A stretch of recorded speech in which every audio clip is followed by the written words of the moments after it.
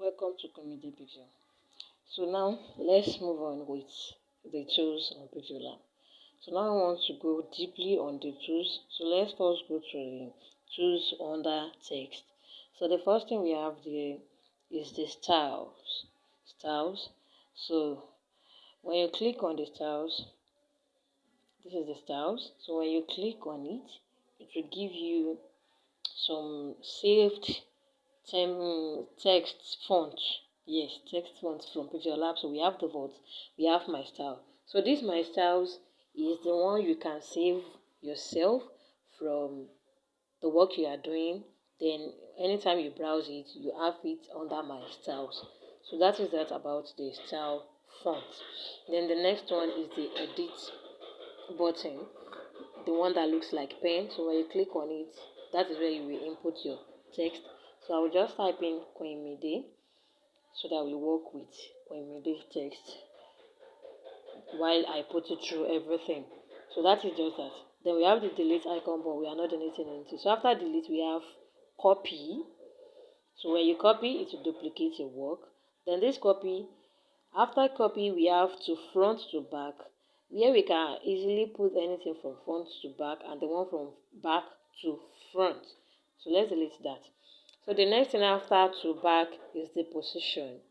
You can use that to move around your image or your text.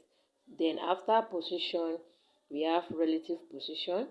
So it is also used to move around your text or images. So then after that, we have text size, where you can increase or decrease the size of your text. After text size, you have padding. You can left pad or right padding of your text. So then after that, you can see how it is. Then the next thing is color, where you can actually give your text any color you like. We have color and we have gradient. So these gradients you are seeing here are the default one, but you can actually design your own gradients by yourself too.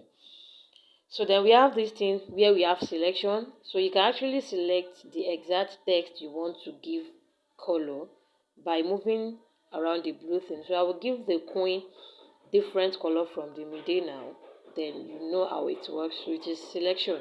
So let me go and give the queen a different color, then the midday to another color entirely. So you see, fine, that is just it. So then after that we have texture. This texture too is, you can use it to give your text a color, but we'll be doing another video on this to put you more, to enlighten you more on texture. So after texture we have opacity. So the opacity is to reduce, or let me say to fade the text the way you want it. Then after opacity, we have rotate, where you can actually rotate your text or image. You can use this for image as well. Then after that, we have mask. This mask too is a little bit complex. I will do another video on that to put it through.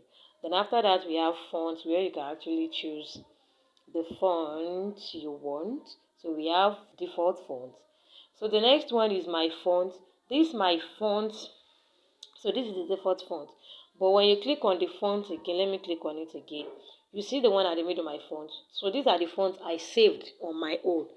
So you have to download the font from Google and save it there. So that is that about font. Then we have bold. So this you can bold, italic, underline.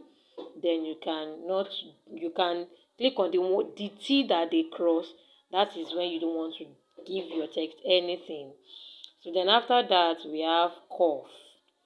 You can actually use that to curve your words. Then after curve, we have text background. You can give your text a background. You can choose the color or gradient for the background color. Then you can pad it as well. So it also have padding, left padding, right padding, top and bottom padding. Then you can give it a radius. That is if you want to curve the edges. So that is that about text background. So we have the align. This works when you have more than one text on your page. Then we have the spacing, that is the text spacing, letter spacing.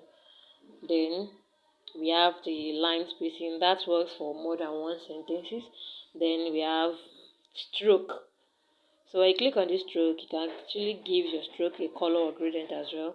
So let me go and give it white for better clear.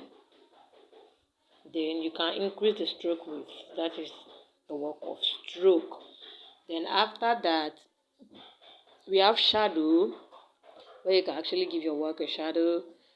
Then after shadow, we have inner shadow as well. You can work with your inner shadow. So we have emboss. This emboss, I'll create a video on it particularly. Then we have perspective. This perspective as well is a little bit complex. I'll create a video on it. Then after that, we have text reflection. So that is the one you are seeing now. Then we have so that is that about text, and this is the image aspect where we have stickers. You can actually choose your sticker or emoji from there. Then we have imports. So the import under the image and shape is if you want to import image from your gallery. Then we have draw, but it's not that nice drawing on phone. Then we have shape, where you can choose your shapes. Then after shape, we have bezier. This bezier tool is a very bit complex and a nice tool to use. So I'll be taking you through how to use it in another video. Then after bezier, we have arrow. So you will learn more about all these tools, all these complex tools in another video. So after that, that is all. We have to go to the background aspect. So this is the color under background aspect. You can actually change your color, background color, using color or gradient. So let me choose white color. Then we have transparent. That is if you want to download as PNG.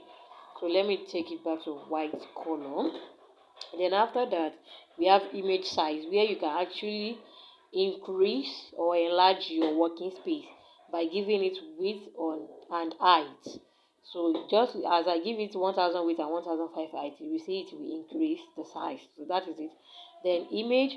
This image are the ready-made image on pixellab, where you can use to on your while working as background. Then we have from gallery, where you can choose image from your gallery. Then after that, we have from camera, where you can just snap something that you want to use as background. So the last one here is the one that works with background also, but mostly works on the brightness of the background. So you can rotate. Then after rotate, we have, I don't know what they call this one, but I don't normally use it, sure. So then after the alpha, we have the noise. That is, if you want to give your work a noise effect. Yes, this is also nice as well. There are some designs that you will use noise effect for. So after the noise, the next thing here is we have stripes. You can actually use stripes as your background as well. So we have stripes there. You can see how it works. Then after that, we have brightness, where you can brighten your working space, your background. Then after brightness, we have contrast. So it's also like brightness sharp. Then after contrast, we have hue. Hue is changing the work's color, but it's not taking effect here now. When you start using it, you will know the effect very well. Then after hue, we have saturation. Saturation also works like brightness sharp. So you will know more about them. So that is just that about the remaining tools on Pixel Lab. So bye.